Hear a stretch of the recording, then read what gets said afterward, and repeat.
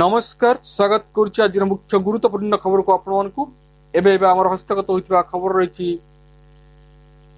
घन कुहुड़ी संपर्कित एवं शीत संपर्कित किभଳି रहिबो आजिर पाग एवं आसंता किछि दिन मध्य राज्य ए शीतलहरी किभଳି भाव जारी रहिबो एवं केउ केउ स्थान को रही येलो वार्निंग एवं केउ केउ स्थान को चेतावनी दिया जाय जानिबा से संपर्क संपूर्ण विवरणी मो वीडियो प्रदान करबी सेति आपण निश्चित वीडियो को प्रथम शेष पर्यंत देखिबे।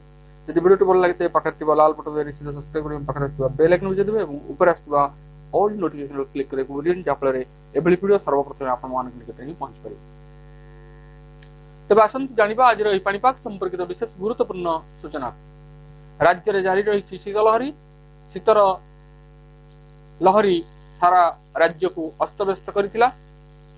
ए जो शीतर लहरी ओडिशावासी को अस्तव्यस्त करिछि आउ एही शीतलहरी पाई राज्य रे जारी रही घन कुहुड़ी।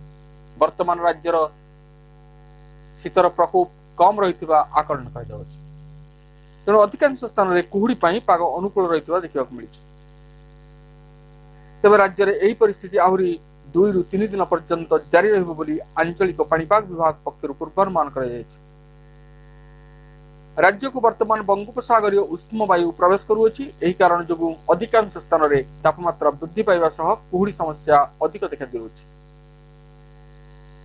तेबे पूर्व अपेक्षा राज्य रे शीतर प्रकोप ह्रास पाइछि किंतु राज्य रे 2 दिन तले प्रायतः 8 शहर तापमात्रा 10 डिग्री तले थिबा बेले एबे एही संख्या ह्रास पाइथिबा नजर को आछि।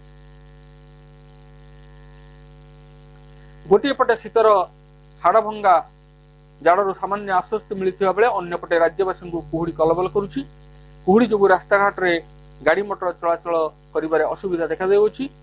सोमवार राति बुधवार राति पर्यंत अनेक स्थान रे घन कुहुड़ी देखा मिलता। तेबे एही परिस्थिति आहरी 2 ରୁ 3 दिन जारी रहिबो बोली पाणीपाग विभाग पक्षर सूचना प्रदान करा जायछि। गुरुवार सकाळ मध्यरे पुरी खोर्धा नयागढ़ गंजाम गजपति कटक अनुगुल देवगढ़ सुंदरगढ़ झारसुगुड़ा संबलपुर सोनपुर बौद्ध कंधमाल कलाहांडी कोरापुट रायगड़ा आदि घन कुहुड़ी देखा देवा नहीं पाणीपाग केन्द्र पक्षर सूचना प्रदान करा जायछि। सेहीपरि घन कुहुड़ी हेबाकु थिबा विभिन्न जिला गुड़िक पाणीपाग केन्द्र पक्षर येलो वार्निंग जारी करा जायछि। पाणीपाग केन्द्र पक्षर जारी करा जायतिबा सतर्क सूचना को आधार करी राज्यर समस्त जिलापाल एवं एसपी को सतर्क रही स्वतंत्र रिलीफ कमिशन निर्देश देते। कुहुड़ी जो राजपथ में गाड़ी चलाचल बेले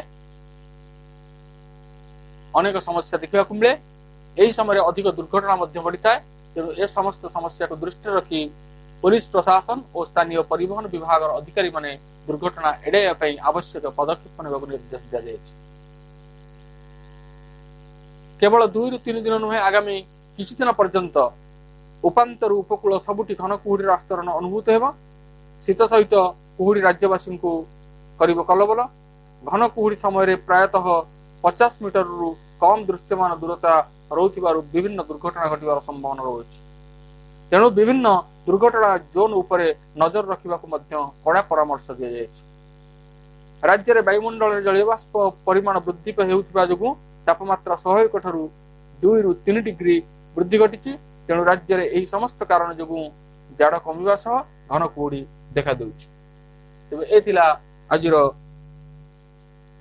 पाणीपाग संपर्कित एक विशेष गुरुत्वपूर्ण सूचना। आज पुणी देखा आगामी वीडियो रे। धन्यवाद, नमस्कार।